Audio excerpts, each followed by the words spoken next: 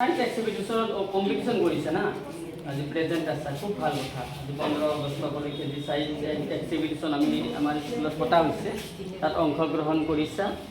তুমি কি নিৰ্মাণ কৰিছা স্যাৰ এটো পলিউশন পাই খুব ইম্পৰ্টেণ্ট টপিকটো হয় এটোতো বৰ্তমান খুব দৰকাৰী বস্তু পলিউশন কিহৰ কাৰণে পলিউশন হয় তোমালোকে নিশ্চয় জানা কিহৰ কাৰণে হয় কলকাৰখানাৰ দ্বাৰা আৰু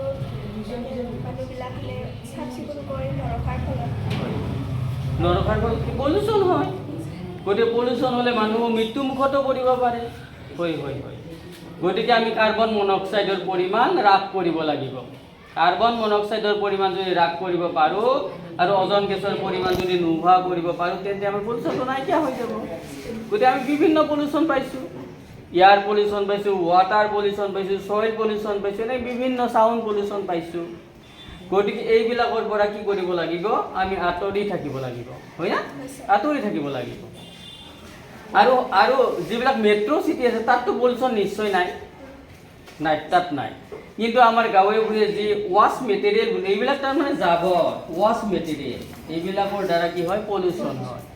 গতিকে এইবিলাক পলিউশন নাইকিয়া কৰাৰ কাৰণে আমি কি কৰিব লাগিব এই জাবৰ জোঁথৰবিলাক কি কৰি চাফ-চিকুণ কৰি ৰাখিম আৰু পুৰি পেলাম না তেতিয়া আমাৰ পলিউশন নাইকিয়া হ'ব গতিকে তোমাৰ এটা খুব ভাল টপিক হৈছে এনেকুৱা টপিকৰ দ্বাৰা নতুন প্ৰজন্মই বহুত শিকিব পাৰিব আৰু আমাৰ প্ৰদূষণ নাইকিয়া হ'ব গতিকে ভাল কথা তোমালোকৰ ভৱিষ্যত আছে তোমালোকে এজন ভাল সুদক্ষ নাগৰিক হ'ব পাৰিবা গতিকে থেংক ইউ টু অল হ'ব